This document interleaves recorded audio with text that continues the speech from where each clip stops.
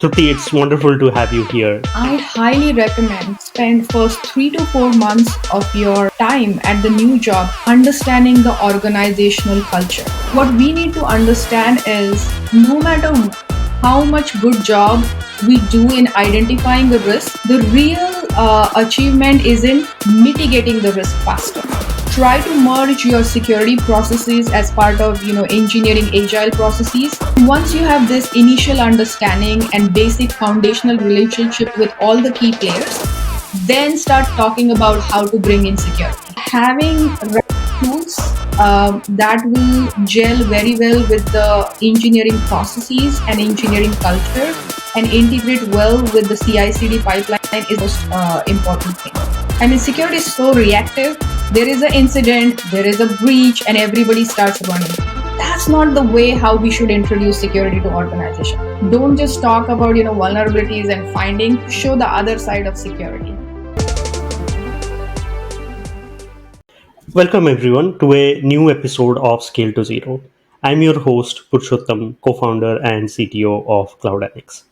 Scale to Zero is a forum where we collect questions from curious security professionals and invite security experts to learn about their journey and also to get these questions answered.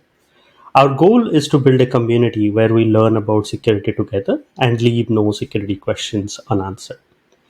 With that, let's get started with today's episode. For today's episode, we have Trupti Shiralkar. Trupti is the Senior Engineering Manager for Product Security at Datadog. She has over 17 years of experience in the industry, focusing on security and privacy. And she has had various roles in security prior to Datadog, like working as a head of AppSec at Illumio or like product security leader at Amazon. Trupti, it's wonderful to have you here. Thanks for joining me in the show. Purushottam, the pleasure is all mine. Thank you for having me. Absolutely. So the way we generally do the recording is we have two sections. First section focuses on security question, and the second part, which is the fun part, is the rapid fire section. So let's start with the security questions. And in that, I want to start with your experience in incorporating security into product life cycles. So for someone who is starting into product security, how should they approach security in a product development process? And what are some recommended approaches to it? And one of the key things that we see with product security is getting consensus from team members and also from the execs. So how should they go about it as well? That's a great question, Purushottam. Anybody who is new in the world of product security, it's extremely important to understand that product security is not at all about rolling security tools into CI/CD pipeline and blocking developers for high critical releases. That's the first big no-no. If you are new in the organization, if you are new person doing product security, I highly recommend spend first 3 to 4 months of your uh, time at the new job understanding the organizational culture, especially the engineering culture. Understand the structure of engineering. Is it top down heavy, it is bottoms up heavy, or it is relatively flat structure? Spend some time creating application inventory. If it already exists, great. If not, forget about security. First understand what are the applications a typical organization has that you want to prioritize before applying security there. Next thing, as you said, how to build consensus. So product management offers very differently than engineering culture. They operate very differently than the security engineering org. Then there is TPM org, right? TPMs are like nervous system of the organization. So it is extremely important for a product security engineer to understand all these different personas, and they need Mhm. to identify who are the change catalyst. that can bring in the desired security change. So in my earlier days, Purushottam, I used to have fun lunch and learn conversations with developers where I would order pizza, soft drinks for everybody, and walk them through let's say Capital One breach or how server side request forgery works. We need to make security interesting, intriguing. We need to make engineering audience want security. We need to break the knowledge silos. So having lunch and learn Mm-hmm. does the trick. Second thing, in order to deal with executives, whether engineering executives or product management executives, we need to think strategically.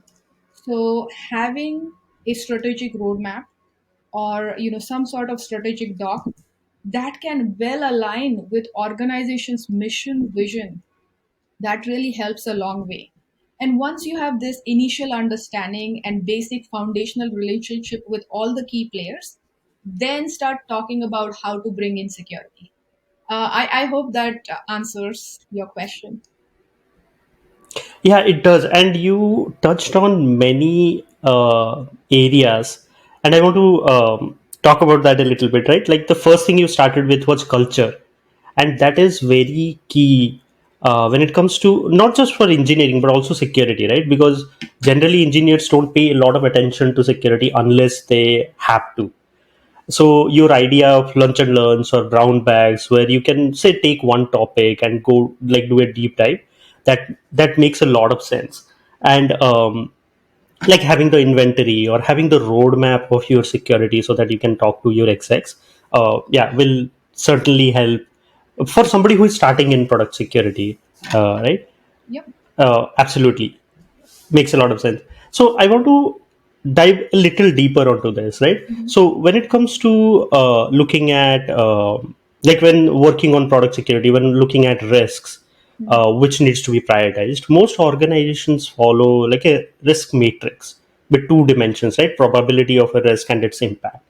And sometimes it feels incomplete because some of the risks like there could be multiple risks which fall into the same category, either critical or high, and prioritization can sometimes become a challenge.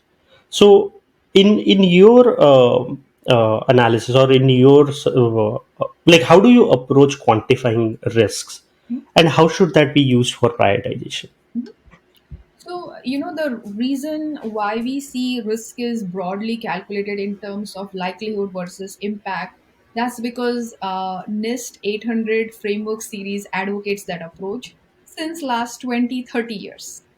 And we have not taken efforts to make changes to that fundamental approach.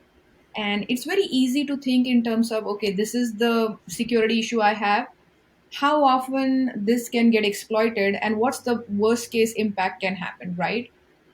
But if you Hmm. look at today's modern architecture, especially based in cloud, gone are the days of monolith applications or few risks. Now we have thousands of risk, extremely complicated environment where there are a lot of dependencies.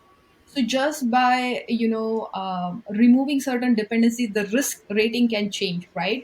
So we need a newer Hmm. approach for calculating risk. And I highly recommend all product security engineers to start thinking about threat agent. Are you trying to save your application from malicious insider, or are you trying to safeguard your application from an external state actor who has all sort of resources in place, right? So threat agent is extremely important to add to that equation. Next, it's not, when it comes to prioritization, it cannot be just about likelihood and impact. What we need to understand is, no matter how much good job we do in identifying the risk, the real achievement is in mitigating the risk faster.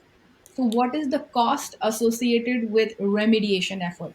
Is this an easy code Hmm. fix, or does this require architectural changes? Now, in order to make this equation even more interesting and realistic, we need to understand what are the existing security detective controls, compensating controls are in place. So I'm going to take hypothetical example of cross-site scripting. A typical control for cross-site scripting is input validation or output encoding. Let's say it's going to take engineering team 2 3 weeks to fix that.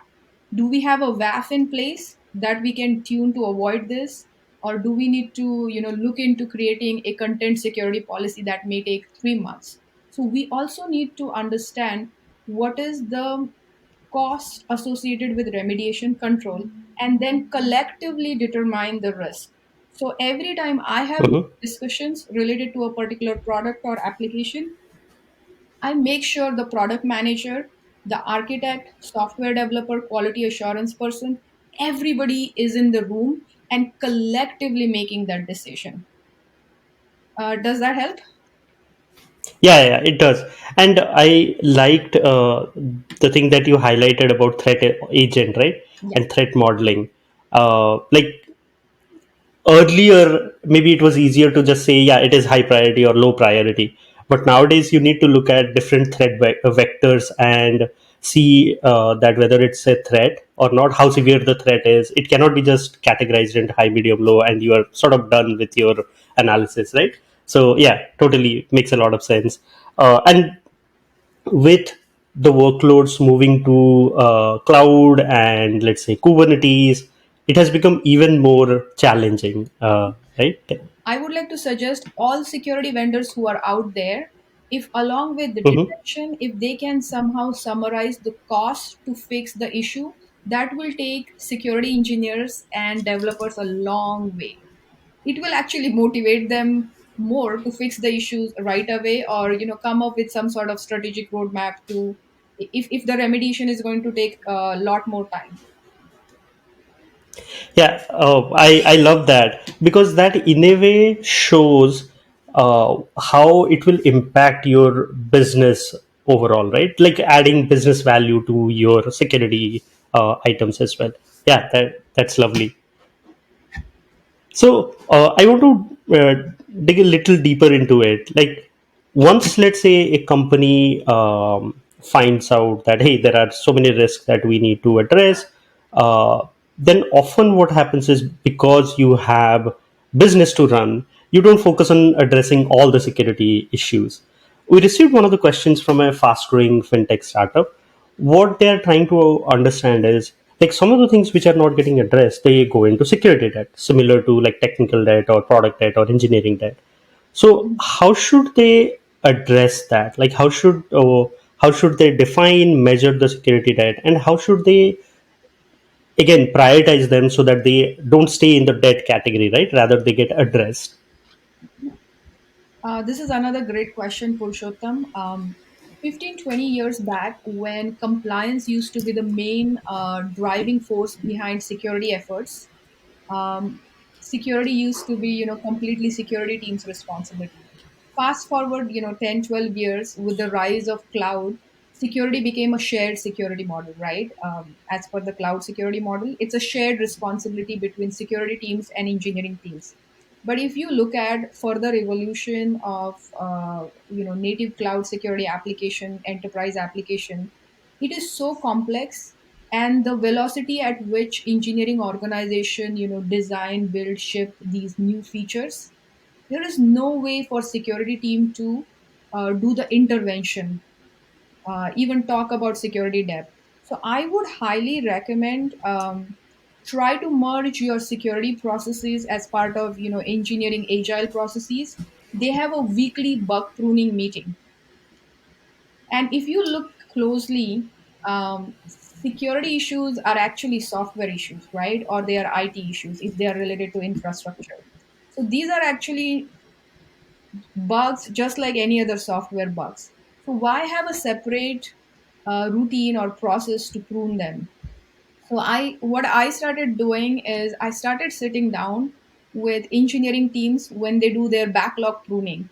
And that's where I got like 5 minutes to talk about security issues and which one we can mitigate right away. In this way, we kind of develop that discipline into engineering culture of treating security equally and not separately. Yeah, I love that idea of like working with the team when they're doing the backlog review, so that that way security issues get also prioritized and get addressed, so that you can clear off your security debt one at a time, right? Yeah, Yeah, and you makes a lot of can be the sense. voice. You can be the voice right there and there itself. If some issues have potential of creating a breach or big security incident, your voice will be heard by all the stakeholders in that meeting itself. Yeah, agreed, agreed, and that also sets the culture, right? That you are not treating security as a second class citizen, but rather part of your product development life cycle. Mhm. Yeah. So one of the things that you like mentioned multiple times is like workloads are moving to cloud, and it like compliance was maybe like the right solution maybe 5 10 years ago, maybe not today. And with the workloads move to cloud, with the workloads moving to, let's say, containers or Kubernetes, there is adoption of open source software has gone like wild, right? We use every application that runs nowadays uses some sort of open source library or some tool. So with that comes the supply chain security related issues, right? Like we saw the attack that happened on SolarWinds or Twilio or even PyPy recently. So we got this question from a first time security leader. They're trying to understand like how should they tackle these challenges, like the supply chain security related challenges, and where should they start? Mhm. Supply chain security issue is a big problem, and if you notice, Purushottam, President Biden recently signed an executive order to tackle, supply chain security issue more strategically. So it's a big problem. Around 80 to 90% of the components library constitute to any major enterprise applications architecture, right? So it's a big issue. Where to start? I would recommend start using a three-prong approach. First of all, have an organizational open source security policy or standard that will become a forcing function, and it will help engineering to think about how to improve the overall state of open source security as part of their products. The second Hmm. prong is around tooling. There are so many security vendors out there who promise. Earlier, they used to advertise as software composition analysis tools, and after President Biden's executive order, they started marketing SCA tools as SBOM, a software Hmm. bill of material. So having Right. right tools that will gel very well with the engineering processes and engineering culture and integrate well with the CI/CD pipeline is the second most important thing. And third one is education and awareness. Education and awareness takes time to build, right? That's why that's the third one. The open source security policy will make everybody think to take a look at this very strategically. The tooling will help create a footprint. How does my open source landscape look like? Where to prioritize and where we can afford to wait. Usually, I tell engineering teams to categorize your open source software into two types of inventory. Something that is low impact. When you upgrade these low impact components regularly, it will not cause any regression. And components which are capable of causing regression, the high impact ones, they can be updated very less frequently. So whether there is a security issue or not, just get into the habit of staying on top of your updates. And third thing, unfortunately, in today's universities, there are not enough cybersecurity education available. Those who have keen interest in security, Purushottam, they go attend one security class, right? And get familiar with the topic. But that does not help them to educate about all sort of security issues.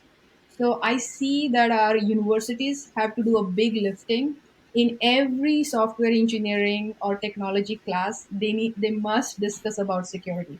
whether it's a database class or algorithms class or programming languages. They must discuss what are the secure ways of doing coding and what are the insecure ways that can introduce vulnerabilities. And only when that level of awareness will come, the developers will Mhm. stop introducing these reoccurring security flaws into open source code. But that's a long way to go. And industry cannot wait for universities to change, right? So I highly recommend all these software companies, they should have security championship program to elevate their developers' security knowledge. So I like how you put them in three buckets, right? Starting with your like culture, like mapping them to culture, tooling, and having a standard. I just have one follow up question on the first step, right? Like setting up the standard. At what stage of the company would you suggest that we define the standard? Let's say a startup, should they be thinking about a standard, or maybe once they are at a growth phase, they should think about it? That's a great and very practical question. So, till Series A, we have approximately 20 developers or 20, total 20 strength, right? And then it can grow Right. to further. I would recommend do not wait for your first security engineer to come join you. This should be part of the CTO's responsibility to have these standards in place. The thing is, people come to startup world from all sort of backgrounds, right? They may be security aware, they may not be security aware. So having a standard right from the beginning really helps them to understand, hey, this is important, that's why the standard exists, and then they follow. But if there is no standard and you wait your startup to grow till 100 200 people, then it becomes difficult, right? Then you have to convince all those Yeah. people to follow. So have really high bar for security right from the beginning, because I genuinely believe security is no different than quality engineering. It's part of quality, right? So uh, I think it goes back again to like setting the culture right from day one, right? Whether it's your engineering culture or your security culture. So if you have the standards and everything in place, somebody who joins new, they know that it's not optional, rather it's a must that you have to follow security best practices, right? Laid out by your team. So I love that. And the next question is somewhat very similar to it, because most of the times culture is what holds the teams together, right? And every company has a different culture. Like some have engineering, some sales, some security driven. Mhm. So, as a security leader, what methods would you recommend to bring awareness and sort of create a security centric culture in an organization? It's a very important question that you ask, because, as I said in the beginning of this podcast, security professional, when they hyper focus just on tooling, it takes them long way to go. The right way to focus to solve this problem is by taking a look at existing culture. I recommend starting at the hiring process. As an organization, when you hire new people, whether sales folks or HR people or developers, QA assurance engineer, take a look at their security DNA. Do they value security?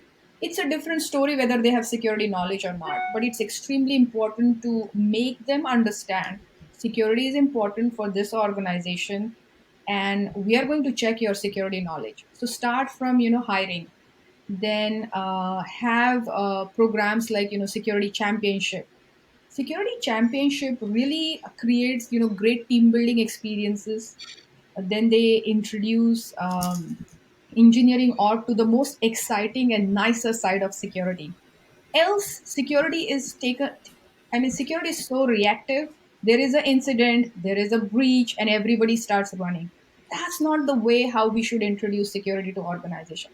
Let's have some fun events, do a lock picking village, teach them about fun cryptography side or privacy. And at the same time, we need to make them aware that, hey, if you don't comply with this privacy GDPR stuff, then the fine will be in millions and billions. So we need to bring that realistic picture. So I would recommend, don't just talk about vulnerabilities and finding, show the other side of security.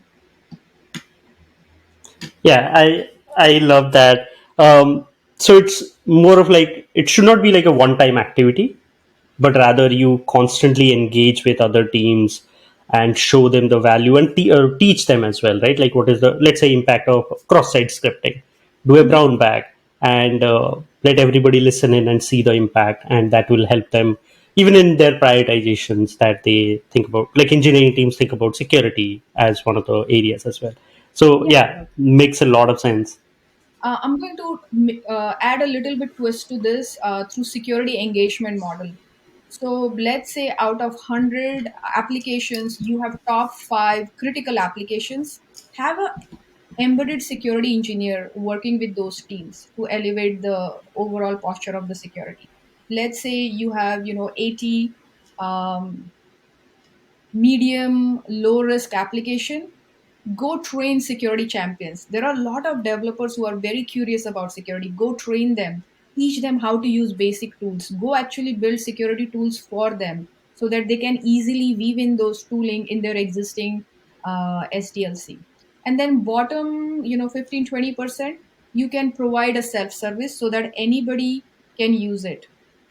And coming back to Hmm. the original question, Purushottam, when somebody is designing a new service, do they always go to UX researcher to get UX help? Do they always go to performance engineering to get cost performance optimization best practices? Why keep security siloed? They should be thinking about security along with cost performance and other aspects of software engineering, and education does that trick to them. Yeah, I like that suggestion that the way you do UX research and you get feedback and you include that as part of your engineering Scrum or Agile uh, plan, you should have security research as well, and you should add those as stories for your sprints. Yeah, makes a lot of sense. And thank you so much for sharing all of these. Like, there are many things that I learned which I can apply in at Cloudanix as well. So yeah, thank you so much. So to summarize, here are few points which stood out for me. First, to build a security centric culture, first educate other teams about the security roadmap and improve the security awareness. It can be as simple as a brown bag session or a lunch and learn session focused on specific security area like cross site scripting or crypto checking. Second, in order to prioritize and address security debt, have a combined backlog review discussion between the engineering and the security team instead of having them separate. This helps in improving collaboration and building bond between the teams. Third, to work with today's supply chain security related challenges, define and follow standards for open source components as early as you can and have tooling in place to evaluate those components as well. For risk management, focus on threat modeling and threat agents for quantification and prioritization of security risks rather than just looking at high, critical, medium, low items. So now we'll move to the rapid fire section. So the first question is, which animal from the animal kingdom do you relate the most? I like panda the most, and I relate to panda. I like the way pandas communicate and use their coloring as camouflage, and they are exotic and rare. Nice. A one liner quote that keeps you going. Be fearless, sky's the limit. The last question is, what advice would you give to your 25-year-old self starting in security and why? Mhm. Um, this is really tough one. Looking back, I would say if you're starting your security career around 25, Be open to all sort of experimentations. Do not say no right away. Go try those new security tools. If you're in cryptography, go try privacy engineering, go try application security. Do not restrict yourself. Just experiment till you find your way. I love that. Like have the learner's mindset so that you are not like siloed to one specific area, but experiment so that you figure out what's the right path for you to move forward. Yeah. Yeah. Thank you so much, Trupti. It was a very good discussion. Like there are many things which I learned. Looking forward to learn more from you in future. You're very welcome. And once again, thank you for having me, Purushottam. It's an honor and privilege. Thank you so much for your kind words. And to our viewers, thank you so much for watching. Hope you learned something new. If you have any questions around security, share those at scale20.com. We'll get those answered by an expert in the security space. See you in the next episode. Thank you so much.